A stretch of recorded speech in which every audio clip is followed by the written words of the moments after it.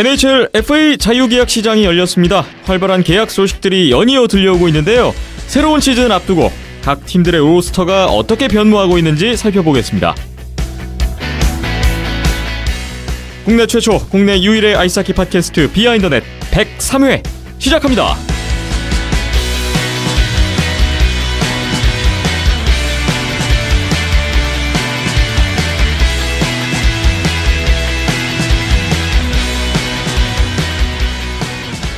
비하인더넷 오늘 103회입니다. 안녕하세요. 김태범입니다. 오늘 이연섭 기자와 함께하겠습니다. 안녕하세요. 예, 안녕하세요. 오늘은 저희 둘이 진행을 하고 손상호 기자까지 이렇게 셋이 함께하게 됐습니다. 박힘찬 PD가 개인 사정으로 오늘 참석을 하지 못했고요. 다시 이연섭 기자님과 함께하게 됐네요. 오늘은 7월 5일 수요일 오후에 녹음 진행하고 있습니다. 서울에 오늘 폭염주의보가 내렸고요. 주말에 비가 조금 시원하게 오는가 싶더니 바로 다시 무더위가 찾아온 수요일이네요. 예, 뭐 어제도 좀 사실 비가 오려나 했는데 비는 안 오고 너무 더워가지고 좀 답답했습니다. 네, 국민안전처가 또 오늘 저희에게 문자를 보내줬고 송중기와 송혜교의 결혼 발표가 난 그런 날이기도 합니다. 7월 5일에 녹음 진행되고 있습니다. 오늘 준비된 내용이 NHL 소식이 또 중심이 될 것 같네요. 여러분의 댓글 먼저 살피고 가보겠습니다. 팟빵 댓글인데요. 지루 JBR님 또 와주셨습니다. 기자님이 저를 아시다니 신기하네요. 크크크. 지난번에 이분 아이디를 정확하게 기억을 해주셨던 이연숙 기자님이었죠? 예, 제가 사실 미국 팀은 좋아하는 팀 필라델피아이기 때문에 이분 아이디를 기억을 하고 있는 겁니다. 네, 그에 대한 반응을 또 보여주셨네요. 저는 마이크 스미스가 엘리엇의 다운그레이드라고 생각했습니다. 크 하셨고요. 로터리 당시만 해도 1순위가 패트릭, 2순위가 히셔 대세였지만 시간이 지날수록 좀 바뀌었다. 패트릭이 플라이어스행 비행기를 탈 것으로 마음의 준비를 했지만 그래도 아쉽네요 하셨네요. 뭔가 07년 드래프트에 1순위 케인, 2순위 JVR처럼 되지 않을까 싶네요 하셨네요. 예, 또 뭐 패트릭 선수가 부상을 당한 것도 있었고 이제 그래서 지금 캠프에 참가를 못한다는 이야기가 있었는데 어쨌든 뭐 여러 가지 다 복합적으로 작용을 해서 히셔 선수가 1번이 된 것 같은데 1, 2번 별로 차이가 없기 때문에 그렇게 뭐 걱정하실 필요는 없어 보입니다. 그리고 네. 이분이 스미스랑 엘리엇 이야기를 해주셨는데 엘리엇이 필라델피아 골리가 됐죠 이번에. 네. 근데 저는 사실 스미스 선수를 조금 더 높게 쳐주는 이유가 수비진의 급이 아무래도 엘리엇 선수가 뛰었던 캘거리 그 다음에 세인트루이스와 비교했을 때 애리조나가 굉장히 안 좋거든요. 그런 걸 감안했을 때 이제 스미스 선수가 좀 더 좋았다라는 말씀을 드린 거였고요. 엘리엇 선수가 사실 전 필라델피아에서 잘할지는 잘 모르겠습니다. 저도 필라델피아를 좀 좋아하긴 합니다만은 네. 제 생각에는 메이슨이랑 별 차이가 없어 보이거든요. 제가 이제 엘리엇 선수는 오타와에도 있었던 적이 있었고 그렇기 때문에 제가 뭐 앞서 말씀드린 그 두 팀을 다닐 때도 여러 모습을 봤었는데 예, 저는 잘 모르겠습니다. 어쨌든 근데 그 돈을 많이 지출을 하지 않고 어느 정도 괜찮은 스타터 이제 주전 골리 1A, 1B 옵션 그러니까 좀 비슷한 애들이 2명 있는 거죠. 이제 그런 옵션으로 자체는 이제 엘리엇 선수의 영입 자체는 좋았다고 보는데 네. 메이슨과 비교해서 엄청난 업그레이드다? 라고 봤을 때는 저는 잘 모르겠어요. 지금 플레이어스 수비진도 뭐 안 좋은 건 매한가지거든요. 그런 걸 봤을 때 네, 좀 더 지켜보셔야 될 것 같고 뭐 JBR 케인이 될지는 좀 지켜봐야겠습니다. 네, 결과가 말을 해주겠죠. 그리고 모건 프로스트에 대한 얘기를 해주셨는데 이게 아마도 과거에 모건 프로스트 선수가 자신의 SNS에 남긴 글인 것 같은데요. 이 내용은 이래요. 하하하 The Flyers are shit. 2013년 11월 2일에 이런 글을 남겼었나 봐요. 근데 이번에 모건 프로스트가 필라델피아로 가게 됐습니다. 그렇죠. 지난주에 이제 이 선수를 한번 말씀드렸었는데 이게 참 재밌는 것 같아요. SNS에 이렇게 트위터에서 이렇게 아마 남겼을 건데 지금 요즘에 막 하키 뉴스 전하는 사람들이 다 선수가 이제 지명이 되면 한번 훑어보거든요. 트위터 어카운트. 과거에 어떤 행적을 남겼는지. 네, 그렇기 때문에 근데 이런 거 있으면은 바로 캡처가 돼서 올라오는 세상입니다. 네.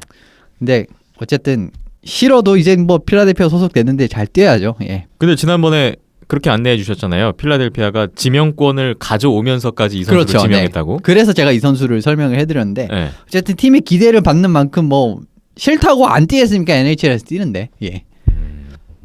필라델피아의 모건 프로스트의 활약을 또 지켜봐야 될 것 같습니다.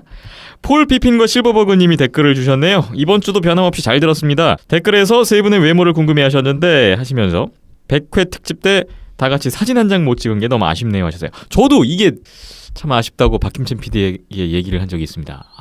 너무 후다닥 달려갔었죠. 네. 예. 100회 특집 때 함께 해주셨던 박세진님이시죠? 폴 피핀과 실버버그님. 그거에 대한 후기를 이제 남겨주신 것 같아요. 오후 1시쯤에 만나서 밤 8시까지 하키 이야기 꽃만 피웠었다고. 대단들 하십니다 정말. 김태범 아나운서님은 방송만 하시고 가셔서 너무 아쉬웠고 하셨어요. 제가 그날 녹음 같이 한 다음에 다른 방송 일정이 바로 있어서 소위 뒤풀이는 함께 못했어요. 그래서 저도 개인적으로 너무 아쉬웠는데 야 나중에 얘기 들어보니까 밤 8시까지 남자끼리 그렇게 이야기꽃을 피우셨다고. 이현숙 기자님 그때 어떠셨어요? 예, 뭐 하키 이야기도 하고 사실 뭐 다른 이야기도 했습니다. 뭐 농구라든지 뭐 이런 이야기도 했기 때문에 예, 재미있는 스포츠 어쨌든 이야기를 스포츠 많이 했고. 이야기만 그렇죠. 거의 7시간을 남자끼리. 예, 거의 그 수준이었죠. 네.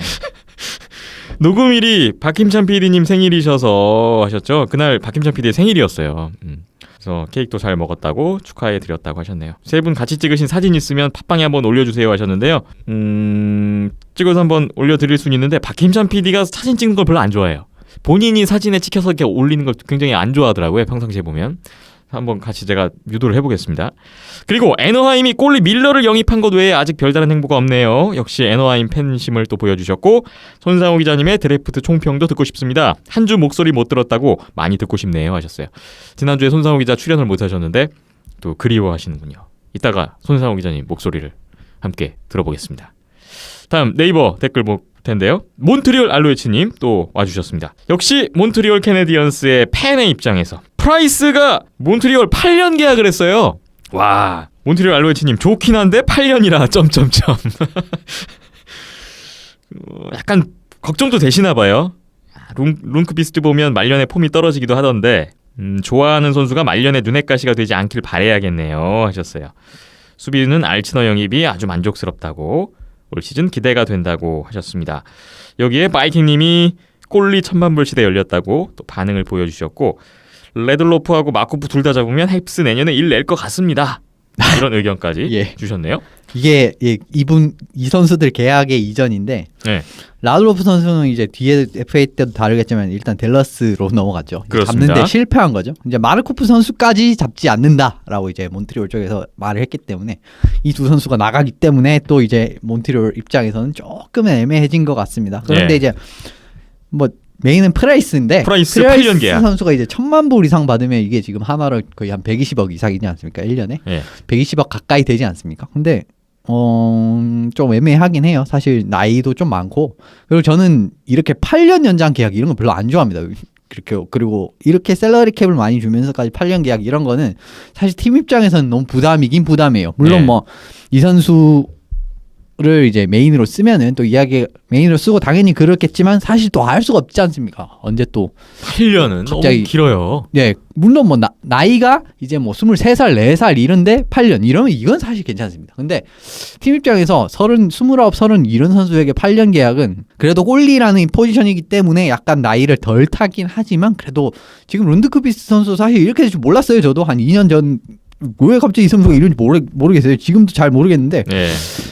그런 걸 보시면은 네, 사실 또 알 수 없는 포지션이기 때문에 좀 걱정이 되고 알즈너 영입 같은 경우에는 정말 뭐 사실 이번에 FA에서 저는 알즈너 선수가 어디로 갈까 요거를 좀 유심히 살펴봤는데 몬트리올 입장에서는 정말 잘 잡은 것 같습니다. 이 선수가 투웨이 능력은 물론이고 좀 사실 워싱턴에서 정말 좋은 수비수가 많아요. 예. 그런데 그 중에서 네이멜로 조금 밀려서 그렇지 이 선수도 사실 존 칼슨과 선수가 같이 항상 페어로 나오면서 제일 꾸준하게 보였던 사실 워싱턴이 키워낸 완전 수비수나 다름없는 수비수거든요. 그리고 탑라인도 맡을 수가 있고 뭐 탑4에서 주로 활약을 하겠지만 그러니까 두 번째 페어에서 주로 활약을 하겠지만 탑라인도 그러니까 탑 페어도 충분히 들어갈 수 있는 기량을 가진 선수이기 때문에 예. 그리고 뭐 계약 자체도 좀 팀 친화적 900이더라고요. 이 정도면 사실 뭐 이 정도 수준 선수를 이 정도 금액에 잡는 건 사실상 괜찮은 영입이기 때문에 제 생각에는 몬트리올 이 부분 정말 잘한 것 같습니다. 만족스러운 영입이다. 몬트리올 알로에츠님 반응이 있었습니다. 프라이스 8년 계약 또 지켜볼 일이네요. 좀 시간을 길게 잡고 봐야 될 것 같습니다. 바이킹님이 댓글을 하나 더 주셨는데 대형 계약이 하나둘 나오기 시작하네요. 이동도 눈에 띄고요 하셨고요. 캡스와 펜스의 깊이가 좀 줄어드는 것 같다고 이런 감상평을 남겨주셨습니다. 립스의 말리우가 왔으니 레프트가 보강될 것 같고 젊은 선수 경험도 알려주고 그간 라임스틱만 분투했었는데 오일러스 셀러리 캡 관리 그리고 야거 이긴나 이런 선수들의 향방 계속 볼거리가 많네요 하셨습니다. 저는 토론토에서 제일 스포트라이트가 좀 덜 가지만 괜찮게 잘하는 선수가 나젬 카드리 선수라고 보거든요. 네. 이제 벤 사이크 선수만 이야기를 해주셨는데 이 선수가 탑라인 상대방 항상 제일 잘하는 애들만 나와가지고 고생이랑 고생은 다 하는데 그렇게 스포트라이트는 생각보다 많이 못 받아요. 지금 뭐 매튜스 봤죠, 일란데로 봤죠, 뭐 마너 봤죠, 난리도 아니거든요. 그런데 이 선수가 있었기 때문에 사실 작년에도 좀 더 잘할 수 있었던 것 같습니다. 그리고 뭐 카드리 선수는 사실 좀 더 공격적인 선수가 될 것이라고 생각을 했는데 이제 투웨이 쪽으로 좀 더 발전을 해서 좀 이쪽으로 그림을 잡으면 될 것 같고 어쨌든 뭐 토론토 입장에서는 지금 계속 팀이 잘 이제 하나 둘씩 그림이 완성이 돼가고 있는 것 같아요. 그렇기 때문에 지켜보시면 좋을 것 같습니다. 그리고 캡스 펜스는 많이 안 좋아졌고 이번에 송 기자님도 말씀드리겠지만 캡스는 정말 이제 제가 지난 시즌 누누이 말씀드렸지만 작년이 우승을 했어야 됐다. 우승 적기다 해야 된다. 지금 기회다. 다 나갔어요 지금 뭐. 그래서 참 답답합니다. 어쨌든 이 부분은 또 송 기자님께서 말씀을 드리지 않을까 싶네요. 캐피털스와 펭귄스에 대한 우려가 나오고 있습니다. 마지막 댓글 폴 피핀과 실버버글님이 또 하나 네이버에도 달아주셨네요. 오늘 다신 건가요? 그렇습니다. 네. 오늘 녹음일에 오전에 가장 최근에 올라온 댓글인데요. 이번 시즌 신인 드래프트로 입성한 선수들의 연봉은 정해져 있나요? 라운드별로 순위별로 금액이 다른지 궁금합니다. 뭐 이런 댓글이네요. 제가 알기로는 라운드별로 정해진 건 없는 것 같고요. 이제 엔트리 레벨 딜 ELC라고 많이 부르는데 이제 NHL 처음 들어오는 선수들이 이제 맺는 계약입니다. 그런데 이게 24살까지예요. 25살까지죠. 그런데 최대 연봉은 92만 5천 달러. 그러니까 뭐 우리 돈으로 한 10억쯤 되나요? 최대. 그렇죠. 네. 최대가 그렇고 예. 보통은 이제 이 정도 맥시멈까지는 안 갑니다. 그리고 18살에서 21살까지는 3년. 그리고 22살, 23살까지는 2년. 24살 이상. 그러니까 24, 25 이하니까 24살은 1년. 요렇게 이제 엔트리 레벨 딜을 맺을 수가 있습니다. 그런데 이제 뭐 모든 계약이 그렇지만 이제 사이닝 보너스 이제와 퍼포먼스 보너스가 다 있어요. 근데 이게 옵션인가요? 그렇죠. 일종의 옵션인데 사이닝 보너스 같은 경우에는 그 계약 총액의 10%를 넘을 수가 없습니다. 네. 그렇게 알고 계시면 되고 퍼포먼스 보너스 같은 경우에는 이제 조금씩 이제 뭐 그 기준 팀마다 다 다르겠죠. 뭐 이번 30골 넣으면 퍼포먼스 보너스 줄게 이럴 수도 있고 아니면 40경기 이상만 출장하면 줄게 뭐 이럴 수도 있고 이거는 이제 팀별마다 다 다른데 이게 어마어마합니다. 그 금액이 어마어마해요. 이게 285만 달러까지 가능합니다. 그러니까 더 큰 거죠.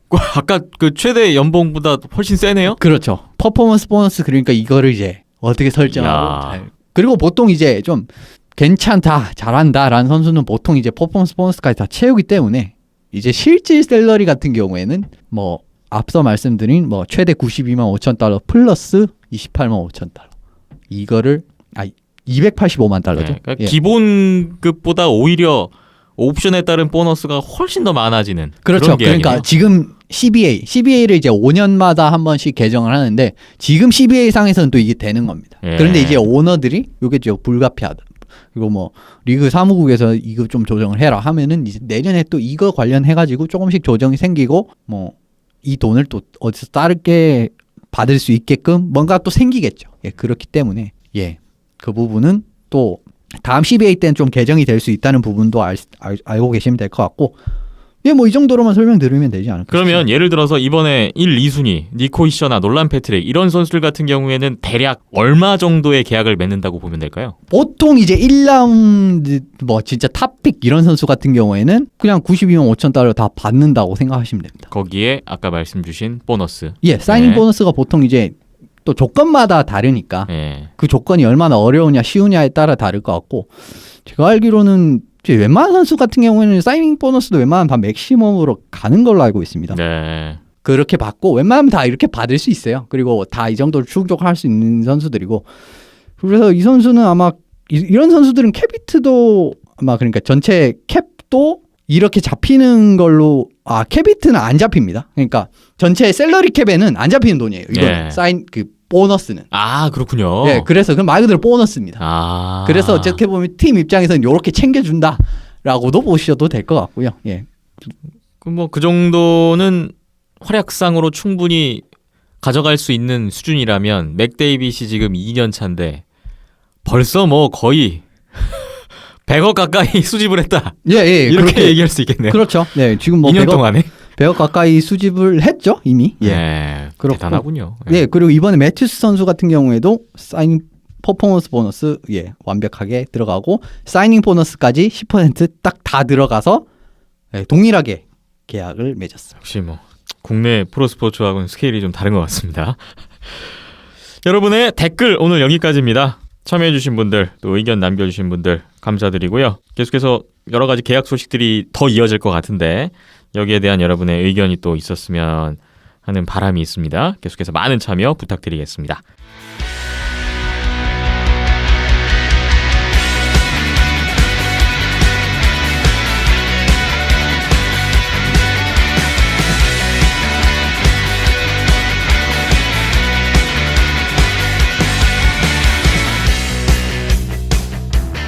비하인더넷 NHL 얘기로 들어가 보겠습니다. 오늘 각 팀들의 활발한 계약 소식, FA 시장 얘기를 나눠볼 텐데 손상호 기자, 이현섭 기자 두 분의 또 각각의 리뷰, 정리의 시간이 될 것 같습니다.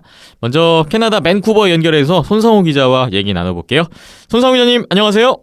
네, 안녕하세요. 네, 지난주에 한 주 같이 못했는데 2주 만에 뵙게 됐습니다. 저희 네. 댓글에 보니까 손상호 기자님 목소리 듣고 싶다고 이런 얘기도 있고요. 어떻게 잘 지내셨어요? 네, 잘 지내고 지난주에 잠깐 여행 갔다가 와가지고 아, 그러셨군요. 네, 지난주에 참석 못했습니다. 아, 부럽습니다. 여행 좋죠. 저희 지난주에 신인 드래프트하고 확장 드래프트 얘기를 나눴었어요. 예. 네, 손상호 기자님은 또 어떻게 보셨는지 궁금해하시는 분들도 있고 해서 손상호 기자님의 드래프트에 대한 감상평? 총평? 간략하게 한 말씀 부탁드릴까요? 그러니까 우선 확장 드래프트가 있었으니까 확장 드래프트에 대해서 말씀드리자면은 아무래도 좀 베가스가 그 다른 팀들하고 좀 이런 좀 사이드 계약을 하면서 뽑을 수도 있었던 선수들을 안 뽑는 대신 뭐 드래프트 픽을 받는다든지 유망주를 받아서 그런지 생각보다는 그렇게 뭐 아주 막 강한 로스터가 나온 건 아니죠, 사실. 뭐 예. 꼴리진도 생각보다는 좀 플러리를 뽑긴 했지만은 생각보다는 좀 약간 아쉬운 점이 있고 전체적으로 아주 제가 지지난주 말씀드렸던 바에 의하면 좀 약간 은근히 꽤 좋은 로스터가 나올 수도 있다고 생각했는데 그거에 비하면 약간은 모자랐던 그런 팀인 것 같아요. 예. 그래도 뭐 미래를 지금 당장 성적은 바라면 안 되잖아요, 사실은 익스펜션 팀이. 그래서 뭐 미래를 생각하면서 뭐 드래프트 픽들을 많이 얻고 또 유망주들을 많이 얻는 이런 선택을 한 건 또 괜찮은 선택이었던 것 같아요, 또.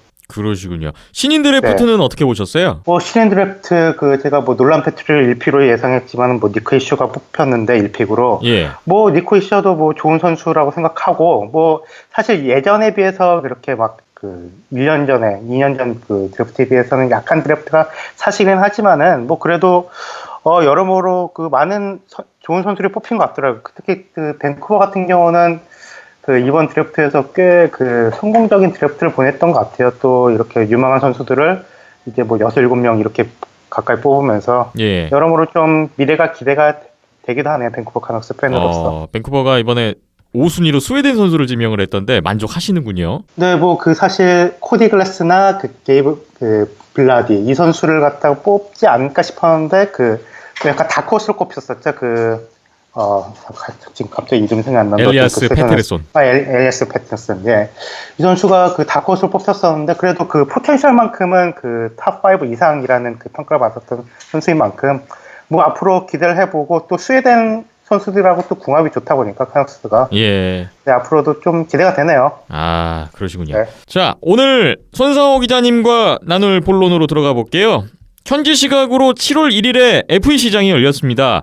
시장이 열림과 동시에 여느 때처럼 대부분의 빅네임 FA 선수들이 첫날부터 계약을 확정 지었죠. 네, 그쵸. 그 NHL 같은 경우는 다른 리그, 뭐 MLB나 뭐 NBA나 뭐 이런 리그하고는 달리 그 NHL 같은 경우는 FA 시장 첫날, 그러니까 그 7월 1일 그부터 그 대부분의 계약들이 맺어지고 사실 7월 1일 전부터 좀 거의 사실상 그 계약이 맺어지는 편이에요. 그리고 이번 시즌도 좀 높은 평가를 받던 그 대다수의 그 FA 선수들이 그 첫날부터 새로운 팀을 찾거나 또 원래 소속팀과 그 이전에 또 재계약을 맺기도 했었죠. 네, 사실 이번 FA 시장은 다른 해에 비해서 많이 약하다는 평가를 받았었는데요. 그 와중에 이번 FA 최대어라고 하면 세인트루이스에서 오래 뛰다가 지난 데드라인 때 워싱턴으로 트레이드 됐었던 케빈 셰턴커크였습니다. 아, 셰텐커크. 네, 그 꾸준하게 뭐 한 시즌에 그 50포인트 가까이 뭐 올려줄 수 있는 그 아주 괜찮고 젊고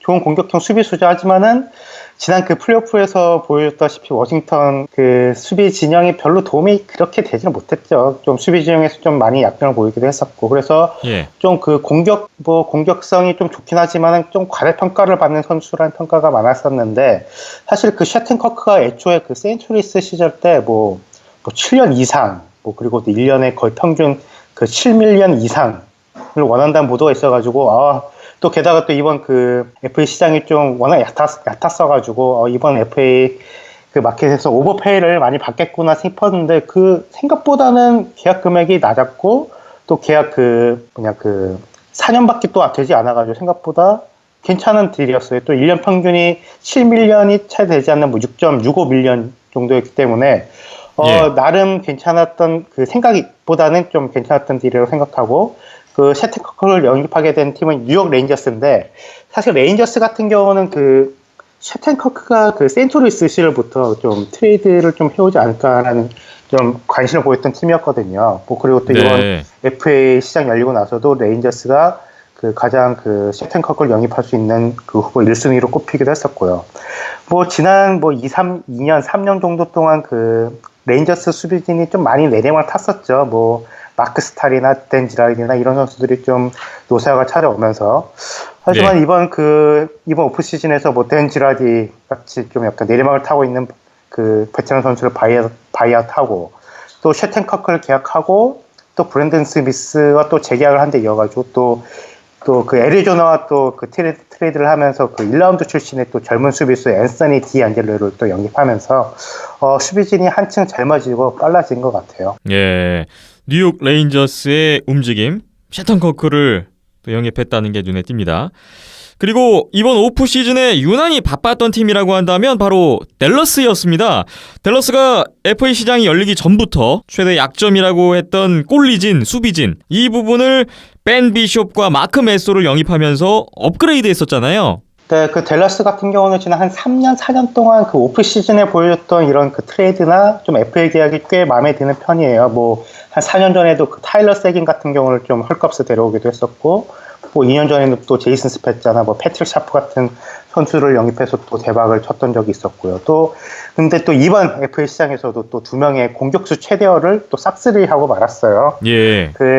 애리조나에서 또 오랫동안 또 뛰다가 지난 데드라인 때 미네소타로 옮겼었죠. 센터 마틴 한자를 영입한 데 이어가지고 몬트리올에서 지난 시즌 거의 최고 시즌을 보냈었던 러시아산 공격수죠. 알렉산더 라줄로프를 영입했습니다.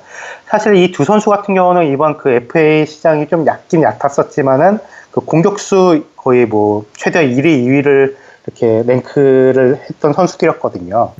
그래서 이 두 선수가 이제 제이미 벤, 타일러 세긴 이런 두 선수의 뒤를 앞으로 또 받쳐줄 수 있는 선수라고 생각하고, 그래서 원래 또 공격진이 타일러 세긴이나 제이미 벤이 있어가지고 원래도 강했지만은 더욱더 강해진 것 같고요.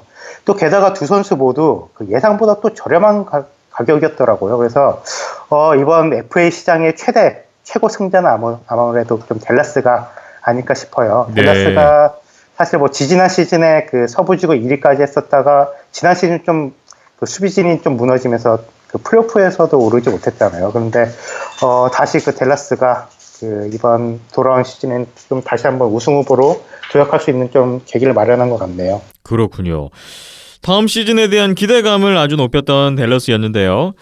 댈러스뿐만 아니라 내시빌, 템파베이, 애너하임, 시카고까지 이렇게 우승권을 노려볼 만한 팀들 역시 선수 기피에 아주 신경을 쓰는 모습이었습니다. 네, 우선 그 지난 시즌 그 준우승팀 내시빌 보면은 지난 뭐 피츠버그에서 2년 동안 그 3라인 센터를 맡았던 그 닉 보니노를 영입했었고, 또 그 콜럼버스에서 또 바이아웃 됐던 그 스캇 하프너를 거의 10년 만에 다시 재영입하면서 좀 공격진 강화에 성공했죠. 예. 또 그리고 또 내시빌은 그 탑4 수비수들이 좀 좋긴 하지만 그 이후로는 약간 좀 그 5번째, 6번째 수비수는 약점으로 꼽히긴 했었지만은 그 몬트리올에서 이번에 그 베가스 확장 드래프트 때 그 베가스로 넘어갔었던 그 수비수 알렉세이 에블린을 또 베가스로부터 영입하면서 수비진 깊이를 좀 업그레이드 시켰죠.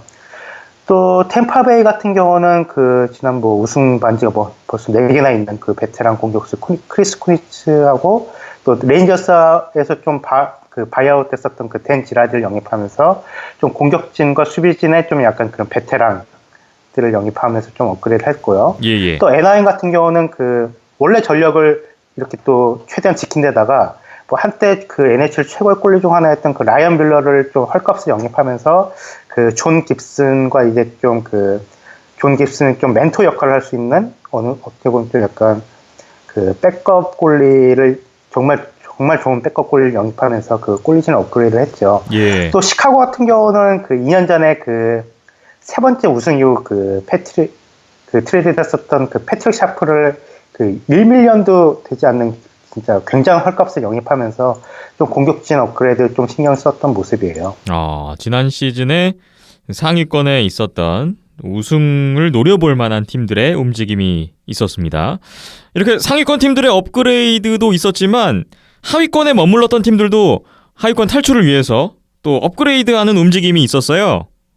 네, 이번 그 FA 시장에서 좀 뉴저지하고 그 밴쿠버가 그 동부 서부 팀의 좀 약간 최하위 팀이었던 그 두 팀이 좀 괜찮은 모습을 보여줬던 것 같아요. 우선 뉴저지 같은 경우는 이번 신인 드래프트에서 좀 운 좋게 그 전체 1픽을 얻으면서 그 니코 히셔를 뽑으면서 뭐 다음 시즌 곧바로 투입할 수 있는 선수를 또 신인 드래프트에서 얻었고, 예. 또 게다가 또 이번 그 FA 시장에서 그 리그 최고의 체킹 라인 센터 중 하나로 꼽히는 그 브라이언 보이를 또 FA로 영입하는 데 이어가지고 그 이번에 그 워싱턴이 좀 캡 스페이스 때문에 좀 약간 문제가 있어가지고 이 그 워싱턴으로부터 그 이란 윙어로 지난 시즌 정말 좋은 활약을 했었던 그 마커스 요한슨을 좀 그 꽤 싼 값에 좀 데려오면서 그 공격진을 업그레이드한 모습이었어요. 네. 그리고 또 그 밴쿠버 같은 경우도 지난 시즌 거의 최악의 시즌이었잖아요. 그런데 이번 그 FA 시장에서 모처럼 좀 적극적인 모습을 보여줬던 것 같은데, 뭐 지난 시즌 그 콜럼버스에서 거의 커리어 하이 시즌을 보냈던 그 샘 가니에, 그리고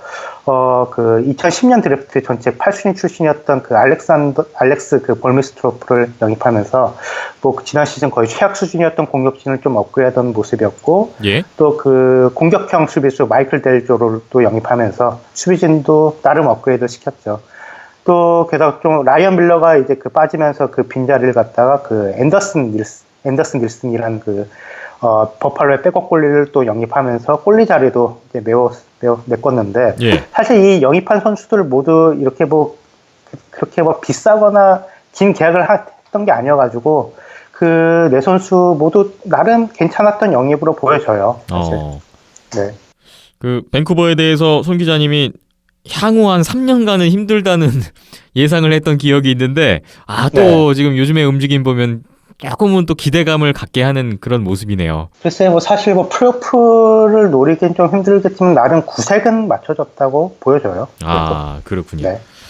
한편 전력을 강화시킨 팀들도 물론 있지만 오히려 전력이 약해진 것처럼 보이는 팀들이 있어요. 특히 2년 연속 우승을 차지했던 피츠버그, 그리고 정규 시즌 1위 팀 워싱턴. 아까 댓글에서도 이런 의견이 있었는데 피츠버그와 워싱턴의 깊이가 좀 많이 약해진 느낌입니다. 그렇죠. 피츠버그 같은 경우는 좀 많은 선수들이 팀을 떠났죠. 우선 그 마크 안드레 플러리가 이제 베가스로 옮겼고, 또 뭐 크리스 쿠니츠, 또 3라인 센터였던 그 보니노, 이런 선수, 좀 주축 선수들도 옮겼고 또 게다가 또 수비진에서도 그 좋은 활약을 했었던 뭐 트레버 데일리라든지 뭐 론 헤인지 이런 선수들도 그 다른 팀과 계약을 하면서 공격진, 수비진, 골리진 모두 좀 약간 그 깊이가 좀 많이 다운그레이드가 됐죠. 예. 또 피츠버그도 피츠버그지만은 뭐 사실 뭐 피츠버그는 2번의 우승을 차지했으니까 사실 2년 동안 뭐 약해져도 뭐 사실 그렇게 나쁠 게 없는데 워싱턴 같은 경우는 우승도 못하고 팀 전력도 좀 약해진 것 같아요. 그러게요. 왜냐면 뭐 수비진만 보더라도 뭐 셰텐커크나 그 칼 알즈너, 뭐 네이터 슈미트, 뭐 거의 탑 6, 탑 7 그 수비수 중에서 무려 그 3명의 수비수가 이탈했고 또 베테랑 그 공격수인 저스틴 윌리엄스 그리고 또 그 마커스 요한슨 같이 뭐 그 탑 6 포워드 중에서 또 2명을 또 이제 또 내보냈으니까 좀 공격진 수비진 뎁트가 좀 많이 약해진 모습이었어요. 사실. 예. 그리고 또 그뿐만 아니라 또 이번에 그 FA가 됐었던 그 TJ 오시나 그 수비수인 그 디미트리 올로프 이런 두 선수를 재계약했던 것까지는 뭐 좋다고 볼 수 있는데 두 선수 모두 오버페이가 된 느낌이 강하거든요. 사실 뭐 특히 뭐 TJ 오시 같은 경우는 사실 내보내고 뭐 차라리 좀 약간 더 젊고 그 거의 비슷한 활약을 할 수 있는 그 마커스 요한슨을 차라리 좀 더 싼 값에 뭐 계약을 했던 게 낫지 않았을까 그런 생각도 들고 좀 약간 아쉽긴 해요. 이번 예. 워싱턴의 좀 이번 움직임이. 예. 그래도 뭐 그 워싱턴 같은 경우는 뭐 쿠즈네소프도 그 8년 계약을 체결했기 때문에 그래도 코어 선수들 뭐 알렉산더 오베츠킨이라든지 뭐 브래든 홀트비라든지 이런 그 좀 코어 선수들은 좀 지키긴 지켰지만은 그 반면에 좀 약간 고액 연봉자들이 너무 넘쳐나가지고 앞으로 좀 그 향후 또 캡 문제 때문에 좀 골치가 아플 것 같아요. 그렇군요. 네. 그리고 또 몬트리올 같은 경우도 사실 이번 FA 시장에서 좀 약간 패자로 지목된 팀 중 하나인데 뭐 사실 뭐 수비수 중에서 최대어라고 할 수 있는 그 칼 알즈너를 뭐 영입했었고 그 FA로 영입했고 또 2주 전에 그 트레이드로 조다단 두랭을 영입했지만은 그 반면에 또 팀 내 최고 공격수였던 그 라줄러프를 댈라스한테 뺏긴 데 이어가지고 또 그 공격진 업그레이드가 상당히 필요한데 그 햄스키 정말 그 공격형 그 유리몸 공격수로 유명한 그 햄스키 영입을 제외하고는 좀 공격진 업그레이드를 전혀 하지 못해가지고 몬트리올로서는 좀 많이 좀 실망스러운 FA 이번 그 오프 시즌이 아닌가 싶어요. 최근 계속 상위권에 있었던 피츠버그, 워싱턴, 몬트리올 이런 팀들은 최근에 그 계약 행보가 조금은 아쉬운 그런 부분들이 또 느껴지는 점이 있네요. 자, 여러 계약 소식들이 들려오고 있는데 이런 가운데 많은 선수들이 이미 일찌감치 계약을 했습니다만 여전히 아직도 남아있는 선수들이 있어요. 이 중에는 쏠쏠한 선수들도 많이 보이거든요. 심지어 야로미르 야고도 아직 팀을 못 찾았네요. 네, 그 45살의 야거가 사실 지난 시즌 좀 부진하긴 했지만은 여전히 뭐 강팀에서도 한 2라인 정도 그 윙어는 좀 자리를 맡을 수 있는 선수인데 뭐 야거가 좀 농담식으로 그 지난 뭐 트위터에서 그 아무도 자기를 찾는 팀이 없다고 뭐 이야기를 하기도 했지만은 결국은 좀 어떤 팀하고는 좀 계약을 하지 않을까 싶고요. 예. 그리고 또 뭐 이긴라나 뭐 시에인동 같이 그 백전 노장들도 마지막 한 1년, 2년 정도는 더 뛸 수 있는 팀을 찾고 있는 것 같고요. 또 내시빌의 주장이었던 마이크 피셔 같은 경우도 좀 약간 은퇴설도 있지만은 여전히 뭐 한 3라인 센터 정도는 맡아줄 수 있는 선수인 것 같고 또 그 20골 이상 넣어줄 수 있는 뭐 토마스 바넥 이런 선수들도 뭐 앞으로 또 괜찮은 계약을 맺을 수도 있는 가능성이 있는 선수들이에요. 네. 또 수비수들 중에서는 그 몬트리올에서만 거의 20년간 뛰었었던 그 안드레 말코프가 뭐 시장에 나오긴 했지만 그 좀 불운값이 좀 너무 커가지고 좀 빨리 계약하기는 쉽지 않을 것 같네요. 그리고 그 트레이드 시장에 올라와 있는 그 선수들 중에서도 좀 약간 거물급 선수들이 있죠. 예. 뭐 우선 뭐 정말 지난 1년 동안 계속해서 그 끊임없이 그 루머가 나오고 있는 그 콜로라도의 그 맷 주세인 같은 경우는 뭐 다음 시즌이 시작되기 전에 그 팀을 옮길 가능성이 꽤나 높아 보이고 또 뭐 버팔로의 에반더 케인이나 뭐 몬트리올의 그 알렉산더 갈체녁 이런 선수들도 트레이드 가능성이 한 50% 이상은 되어 보이지 않나 싶어요. 네. 또 그리고 사실 그 K실에서 돌아올 수도 있다는 그런 말이 있었던 일리아 코블츠 같은 경우는 사실 오늘 그 K실에서 1년 더 머문다는 또 그 보도가 나와가지고 내년쯤이나 이제 또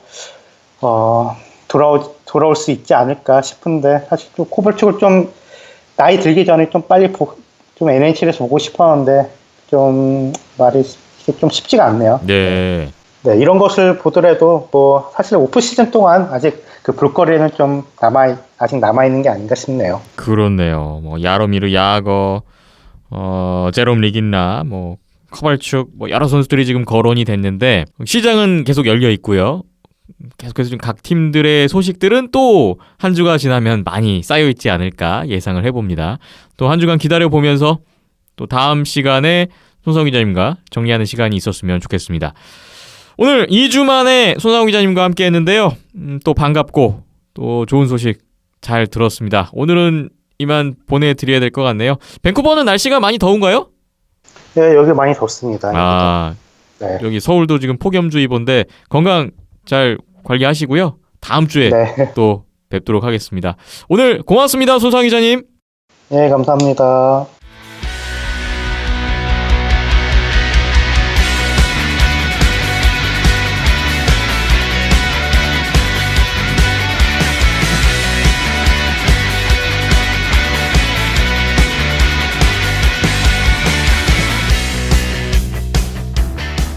손상우 기자와 함께 NHL 계약 소식 쭉 살펴봤고요. 이번에는 이현섭 기자와 함께 또 이야기를 이어가 보겠습니다. 오늘 이현섭 기자님이 준비하신 내용은 역시 FA 시장 계약 소식에 대한 내용인데 손상우 기자님과는 조금 다른 컨셉이 되겠네요. 예, 디비전별로 한 팀씩 정해서 이번에 좀 재미있는 선택을 한 팀들을 골라서 한 팀씩 딱 골라가서 말씀드리겠습니다. 여러 팀들이 있는데 그중에서 디비전별로 가장 눈길을 끄는 행보를 보이고 있는 팀이라고 할 수가 있겠습니다. 예, 사실 이제 앞서 말씀드린 팀들과 좀 겹치는 부분이 쓸 수도 있죠. 있을 수도 있었는데 네. 그래서 제가 좀 바꿔서 했는데 어떻게 보면 그래서 좀 재미있는 선택을 한 팀이라고 보시면 될 것 같습니다. 그렇군요. 하나씩 출발해 보겠습니다. 먼저 애틀랜틱 디비전인데 애틀랜틱 디비전에서 주목하신 팀은 어딘가요? 토론토 메이플립스를. 토론토 메이플립스. 예. 이 참 장기간의 리빌딩을 하는 모습이었는데 생각보다는 빠르게 이번 시즌에 플레이오프 진출을 했고 또 플레이오프에서도 아주 잘했던 팀이었어요. 예, 굉장히 잘했죠. 워싱턴을 사실 그렇게 몰아붙일 줄은 몰랐는데 어쨌든 예. 뒤에 힘이 빠져서 패하긴 했습니다만 뭐 잘 싸웠습니다. 이번 FA 시장에서 영입한 선수들 좀 보시면 이제 좀 주된 선수들만 말씀을 드릴게요. 예. 론 헤인지 선수가 일단 있고요. 그다음 도미닉 무어 선수 체킹라인 포워드를 한 명 영입을 했습니다. 그리고 패트릭 말로 세너제이에서 이제 굉장히 프랜차이즈 스타로 활약했었던 이 선수까지 영입을 하면서 영입을 했고요. 예. 빠져나간 선수는 브라이언 보일 선수가 뉴저지 데블스로 갔고요. 맷 헌윅 선수가 이제 피츠버그 펭귄스로, 로만 폴라크 선수가 자유계약으로 풀리는, 이래서 이제 전력이 이제 대부분 거의 완성이 된 이렇게 수준이고 이번 예. FA에서 이제 선수 이동은 이 정도로 마무리가 된 것 같습니다. 주요 선수들의 들어가고 빠지고에 대한 간단한 말씀이셨는데 이러한 변화가 토론토에게 어떤 의미가 있을까요? 예, 아무래도 지난 시즌 굉장히 성공적인 모습을 보였기 때문에 지금 뭐 사실 주축 선수들은 대부분 계약이 된 상황이기 때문에 좀 보조 선수들을 좀 보강하는 이런 목적을 가진 영입이라고 보시면 될 것 같고, 지금 일부 유틸리티 플레이어, 지금 앞서 말씀드린 뭐 보일, 헌윅, 폴락 같은 선수들의 좀 대체 부분이었는데 결국 이거를 지금 뭐 보일 선수는 도미닉 무어 선수로, 근데 도미닉 무어 선수는 이제 보일 선수보다 사이즈는 떨어지지만 수비 능력 자체는 그렇게 또 떨어지지 않는 부분이 있기 때문에 괜찮은 영입인 것 같고요. 예. 폴락 선수나 뭐 헌닉 선수의 수비력은 헤인지 선수로 보강을 하는, 이번에 헤인지 선수가 플레이오프에서 정말 너무 잘했죠. 상대방의 가장 강력한 유닛과 거의 뭐 매치업이 항상 됐는데 거기서 우위를 가져가는 부분도 있었고요.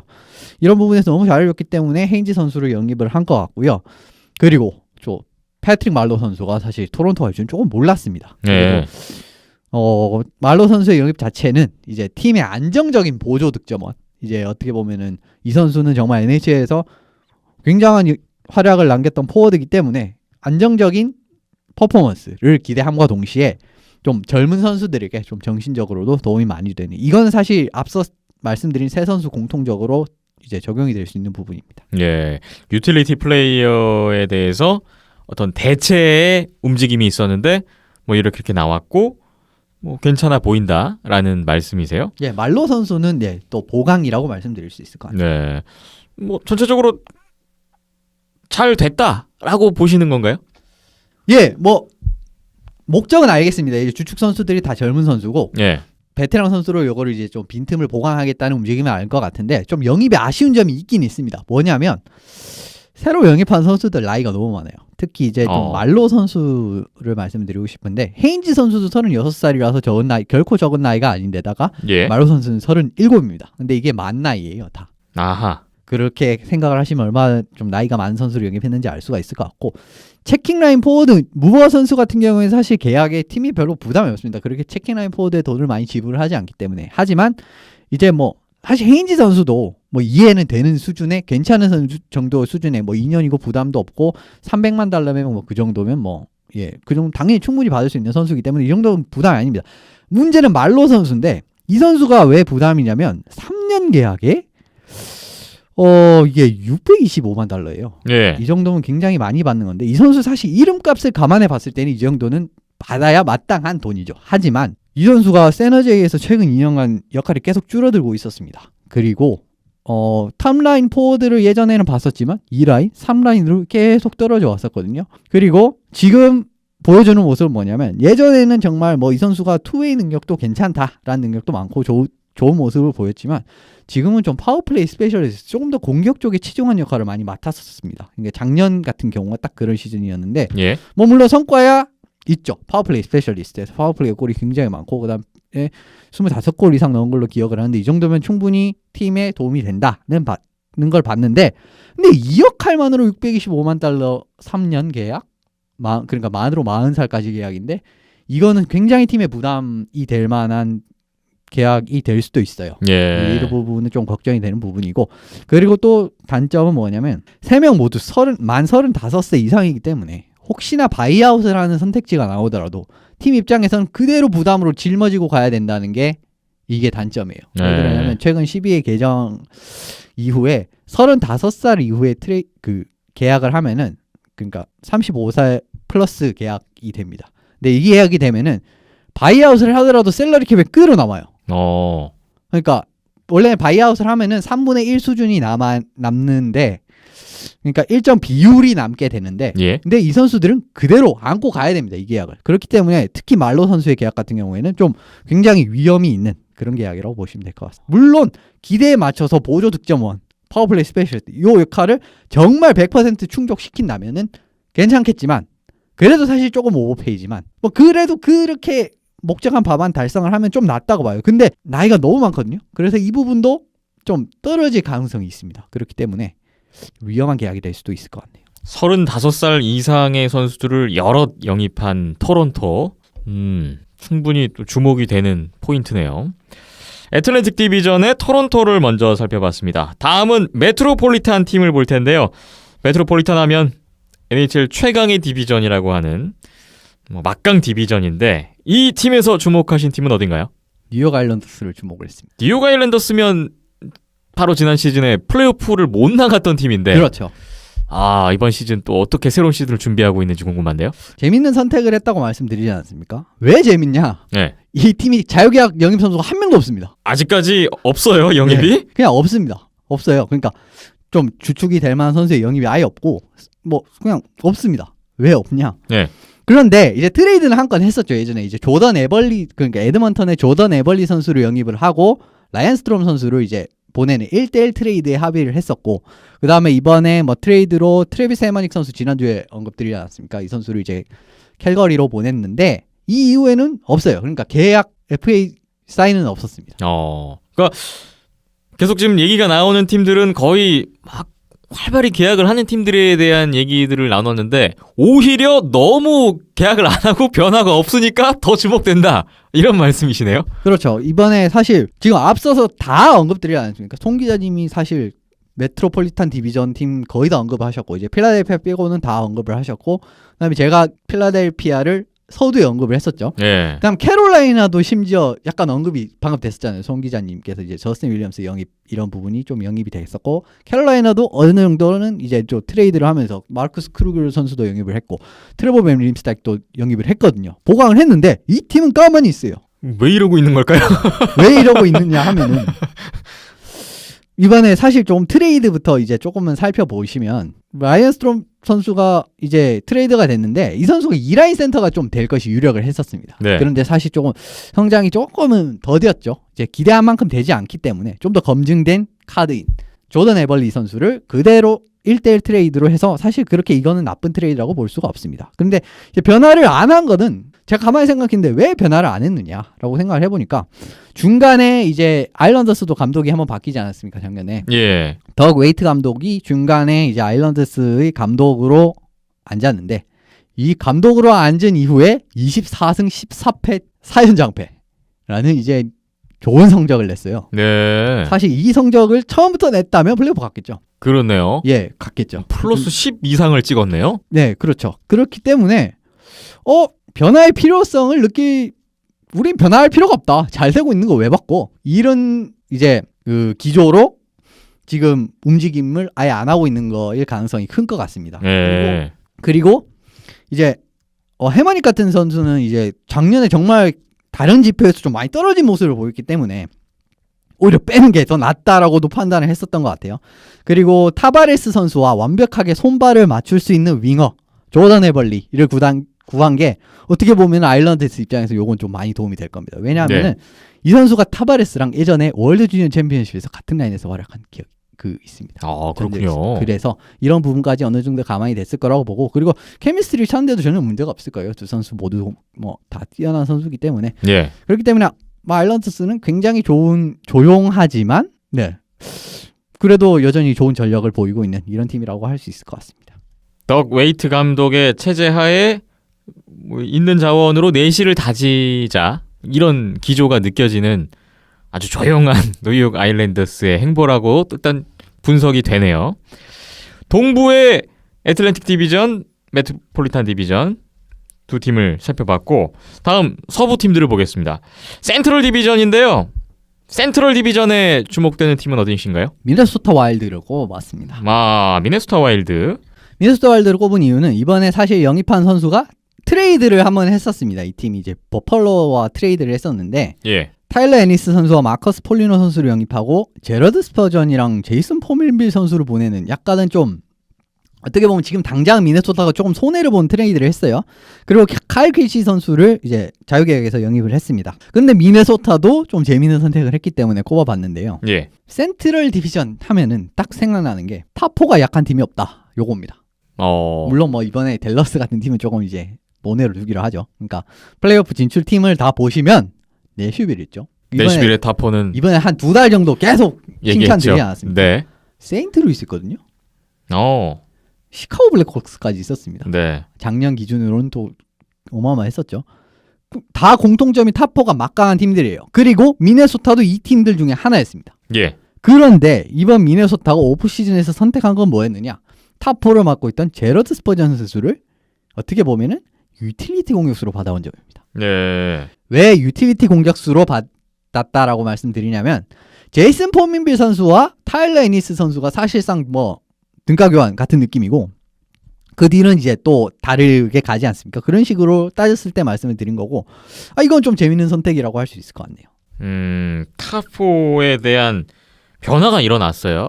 뭐 그것을 감수하고 다른 부분을 채우겠다는 전략인데 이게 좋은 결과물로 나올지 또 궁금해지거든요. 어떻게 보세요? 예, 평을 드리면은 사실 이제 이번에 데려온 선수들이 부드로 감독이 추구하는 이제 스피드, 체킹 이런 걸 잘 구사할 수 있는 선수들이에요. 뭐 애니스나 폴리노 같은 선수가 딱 그런 스타일의 선수인데 사실 영입 이후에 정말 뛰어나고 꾸준한 활약을 보여줬던 제이슨 포민빌 선수의 보조 득점 부분은 좀 아쉬울 수 있어요. 지금 당장 미네소타 입장에서. 그리고 제러드 스퍼전 선수의 공백 역시 어느 정도는 좀 아쉽게 다가올 수도 있을 것 같습니다. 그런데 네. 뭐 포민빌 선수 같은 경우 말씀을 드리면 부드로 감독 부임 이후에 계속 역할이 줄어들고 있는 상황이었거든요. 그리고 나이도 적지가 않습니다. 이런 선수를 뭐 이제 애니스 선수는 최근 2년간 부상이 있긴 했지만 애니스 정도 선수로 받아온 거는 그렇게 마이너스인 것 같진 않아요. 크게 손해본 것 같진 않고 수비진에서 이제 누가 이제 스퍼전 선수의 역할을 하느냐라고 여쭤보면 매트 덤바 선수가 있긴 있죠. 매트 덤바. 이 선수가 좀 더 뭐 물론 지금도 좀 괜찮은 모습을 계속 보여주고는 있지만 앞으로 더 잘해야 됩니다. 지금 사실은 제가 생각했을 때는 이 선수는 아직까지는 탑 6급이라고 보거든요. 예. 아직까지는. 물론 뭐 이제 이 선수가 계속 성장을 한다면 당연히 탑 4까지도 충분히 들어올 수 있는 선수라고 보지만 조금 빠르게 선택을 했어요, 미네소타가. 그러면 이제 미네소타도 이 선수한테 탑 4를 맡겨도 되겠다라는 결론이 서서 이런 결정을 내렸겠죠. 그게 이 결론이 맞냐 틀리냐는 이제 시즌이 열려봐야 좀 알 수 있을 것 같습니다. 네. 지난 시즌 뭐 연승 기록도 대단했고 초중반에 비하면 많이 아쉬운 힘이 빠진 것 같은 후반을 보냈던 미네소타 와일드였는데 이렇게 변화를 주고 있네요.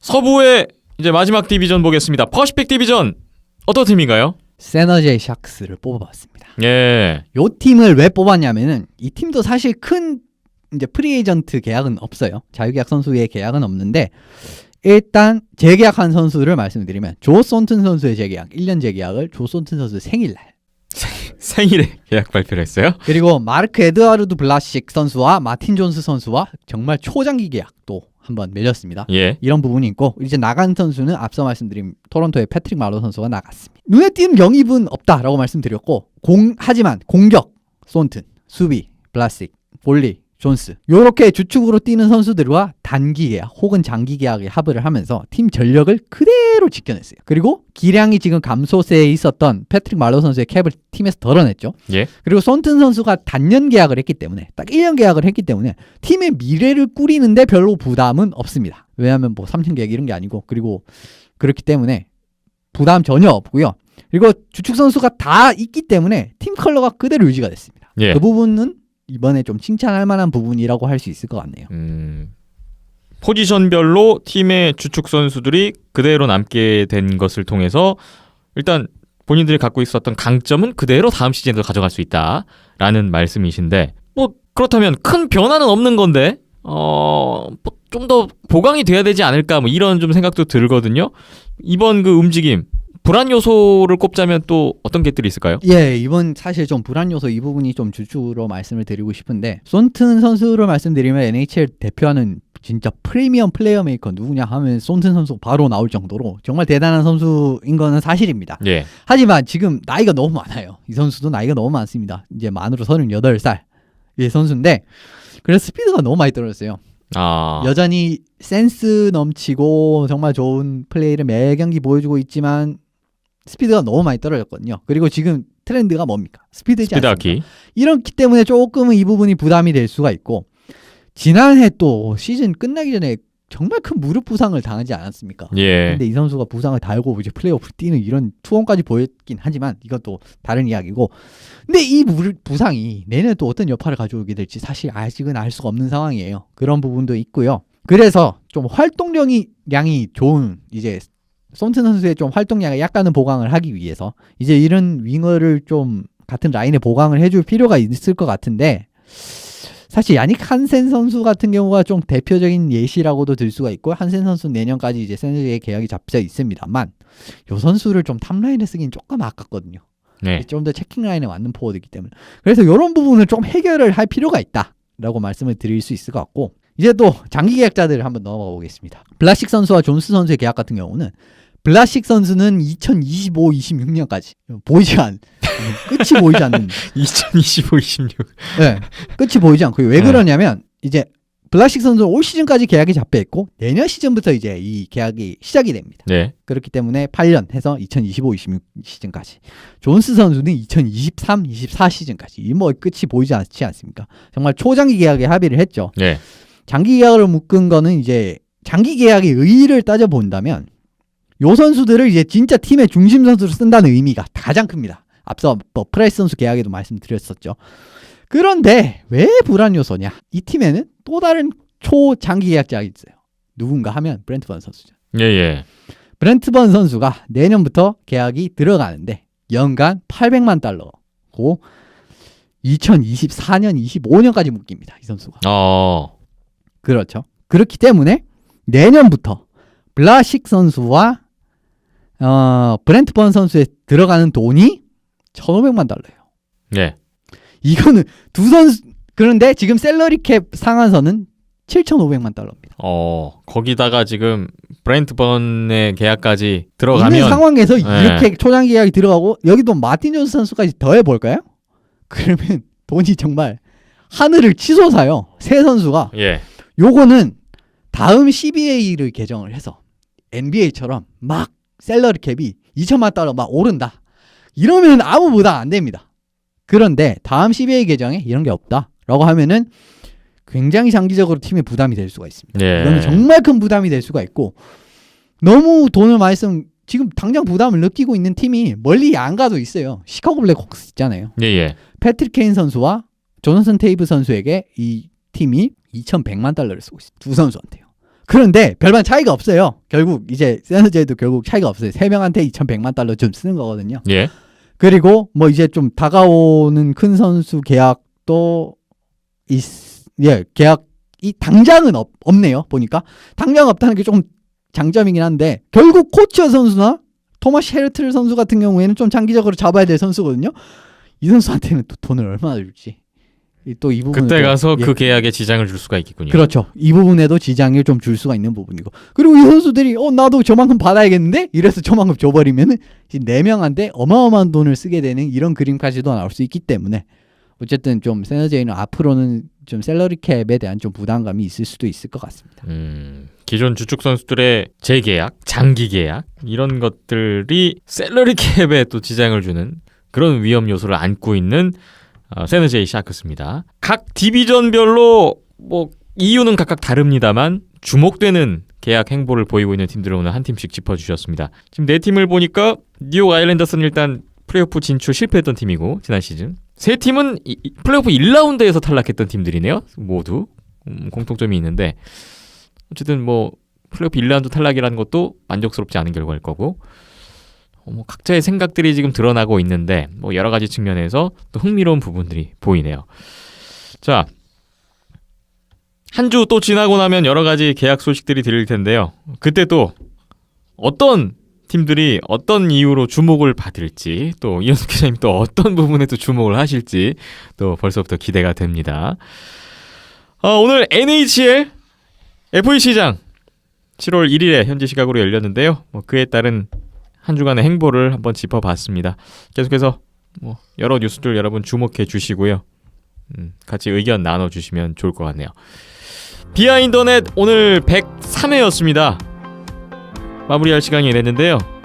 마지막으로 지난주에 이어서 안내를 하나 드릴까요? 2017 여자 아이스하키 리그가 태릉 실내 빙상장에서 진행되고 있습니다. 트라이아웃을 통해서 선수들 선발이 됐고 7월 3일 월요일부터 시작됐습니다. 7월 16일 일요일까지 총 4차 리그에 걸쳐서 일정이 잡혀 있고요. 아이스 비트, 피닉스, 아이스 어벤져스 이렇게 3개의 팀으로 나눠서 4차 리그 예정이 되어 있습니다. 저녁 8시 경기 쭉 잡혀 있고 7월 16일 마지막 날에는 저녁 6시 경기로 잡혀 있네요. 시상식까지 진행이 된다고 하니까요. 명단 보니까 우리나라 여자 국가대표 선수들 다수가 포함되어 있고요.